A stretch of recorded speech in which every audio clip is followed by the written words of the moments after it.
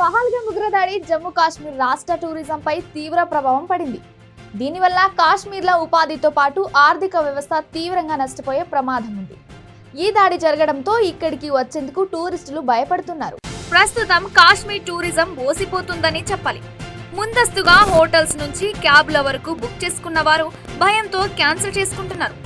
దీంతో టూరిజం మీద ఆధారపడిన కాశ్మీర్ ప్రజలు ఇబ్బందులు పడుతున్నారు. ఆదాయం ఆగిపోవడంతో కుటుంబాలు ఇబ్బందులు పడుతున్నాయి. ఈ సమ్మర్లో పహల్గామ్ ఎంజాయ్ చేద్దామని సిద్ధమైన పర్యాటకులు తాజాగా ముందస్తు బుకింగ్స్ చేసుకున్న టూరిస్టులు తమ బుకింగ్స్ ను క్యాన్సిల్ చేసుకుంటున్నారు. దాడి జరిగిన కొన్ని గంటల్లోనే కాశ్మీర్ టూర్ ను 25% మంది పర్యాటకులు రద్దు చేసుకున్నారు.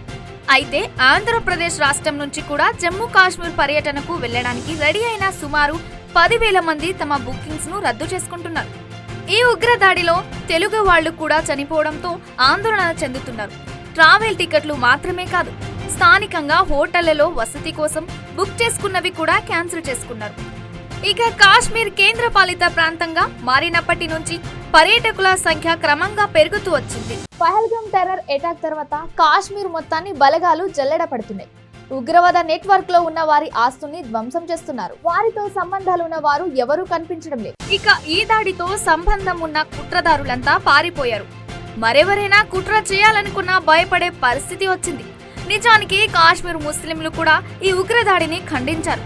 లాల్ చౌక్ లో వారు పాకిస్తాన్ కు ఉగ్రవాదానికి వ్యతిరేకంగా ప్రదర్శనలు ఇస్తున్నారు. అందుకే భారత టూరిస్టులు అందరూ కాశ్మీర్ కు వెళ్లాలి. అక్కడి ప్రజలకు తామున్నామని భరోసా ఇవ్వాలి.